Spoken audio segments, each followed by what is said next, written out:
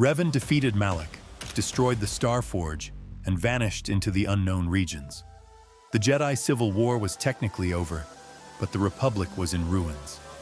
Jedi were dead by the thousands, the Republic fleet was shattered, and trust in the Jedi Council was at an all-time low.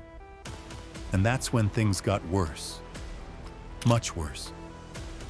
Out of the ashes rose three of the most terrifying Sith Lords in history.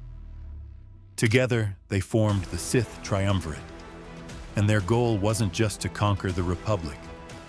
It was to exterminate the Jedi completely, erase the Order from existence, and even kill the Force itself. The galaxy in collapse. After Malak's fall, the galaxy was weak. Entire sectors were still scarred from the Mandalorian Wars and the Jedi Civil War. The Jedi Order was hanging by a thread. Fewer than 100 Jedi remained, scattered across the galaxy, hiding from Sith hunters. The Republic was broke, barely able to hold itself together. In short, this was the perfect time for monsters to rise. Darth Nihilus, the Lord of Hunger. First, let's talk about Darth Nihilus. If the dark side could starve, it would look like him. Nihilus was once a normal man, but after the cataclysm at Malachor V, the same battle where Revan used the mass shadow generator, he was twisted into something less than human. His body was destroyed, his spirit bound to his armor and mask, and his hunger became infinite. Nihilus didn't feed on food. He fed on the Force itself. Entire planets would wither when he arrived. He could stand on the surface, open himself to the dark side, and literally devour the life force of every living being. Imagine Alderaan exploding in A New Hope. But instead of a super laser, it's just one guy sucking out everyone's soul. That was Darth Nihilus. He wasn't even really a man anymore. He spoke in inhuman whispers no one could understand. His apprentices could only feel his will through the Force. He was less a dark lord and more a cosmic plague in robes. Darth Sion, the Lord of Pain. Next is Darth Sion. If Nihilus was hunger made flesh, Sion was agony given form. Like Nihilus, he was scarred by Malachor V. But instead of dying, he discovered a horrifying trick. He could keep his broken body alive by sheer willpower, binding himself together with constant suffering.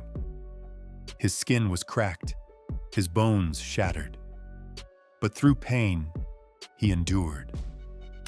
Every wound that would kill another man only made Sion stronger. He could be cut down in battle and rise again, fueled by his endless torment.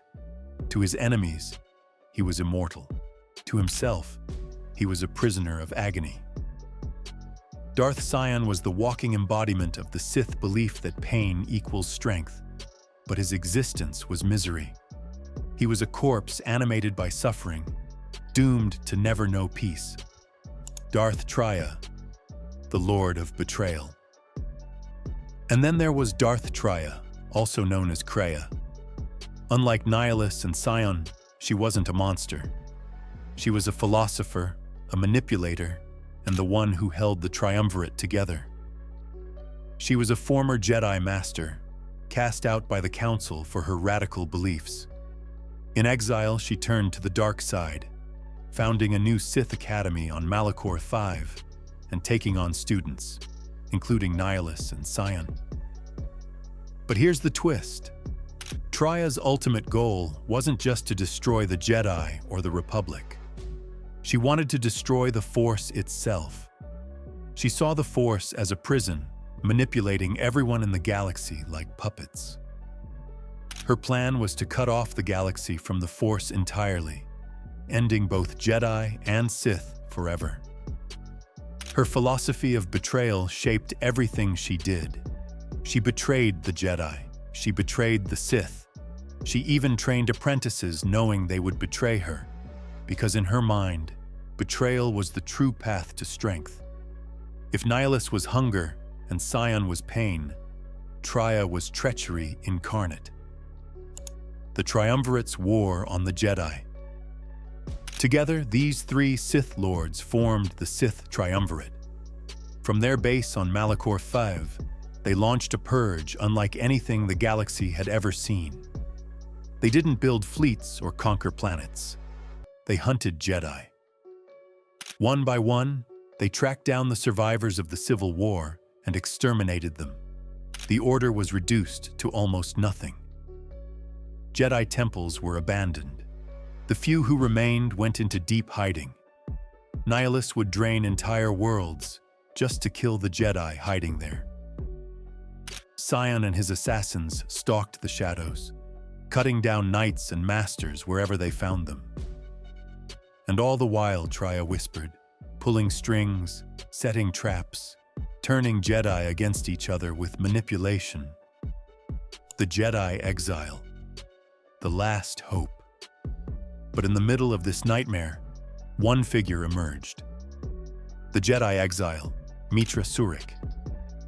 She was the general who had activated the mass shadow generator at Malachor V, and the wound it created in the Force made her unique. She had been cut off from the Force, disconnected, and yet she survived. That made her invisible to the Sith and the perfect weapon against them. The Exile rebuilt her connection to the Force, gathered allies, and hunted down the Triumvirate. She confronted Sion, convincing him that his immortality was nothing but endless suffering, and at last he let go, finally dying. She destroyed Nihilus by striking at the bond between him and his armor, unraveling his existence. And finally, she faced Traya herself on Malachor V, defeating her old master and ending the reign of the Triumvirate. The aftermath. The war against the Triumvirate nearly wiped out the Jedi, but it also purged the galaxy of three of the darkest Sith Lords ever to exist.